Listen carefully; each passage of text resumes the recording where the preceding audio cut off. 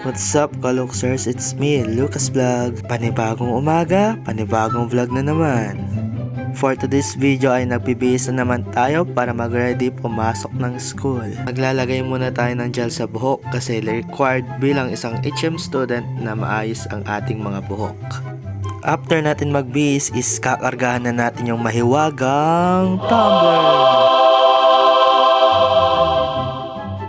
Tara na sa school, let's go! Nakarating na tayo nagligtas sa school, so tara na. Nagtataka kayo ba't ako sa likod dumaan kasi diyan maulan-ulan na, so para mabilisan lang yung uwian. Sakripisyo lang yung pagpunta kasi tignan mo naman yung daan.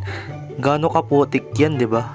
Yung bahay kasi namin is sa likuran lang. Medyo malayo-layo konti pero kaya naman. May gamit naman tayong service, yung pangmalakasang Rusi. At yun nga, lakad lang, lumakad ng lumakad. Lamig pa ng panahon, kaninong relasyon kaya to? A few moments later. Dito nga, naligaw tayo, di natin alam kung asan yung mga klase natin. Pero nahanap din natin sila.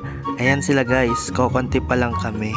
Habang hinahantay namin yung mga klase namin and yung teacher is lumabas muna kami para bumili ng pagkain. Ito yung klase ng vlogger na nahihiya mag-vlog sa maraming tao. Next vlog is itutur ko naman kayo dito sa school. But now, ayan na nga, palabas na kami ng main gate. Habang naglalakad kami is nakasalubong namin yung isa naming kaklase. Papasok pa lang siya, pero okay lang kasi maaga pa naman.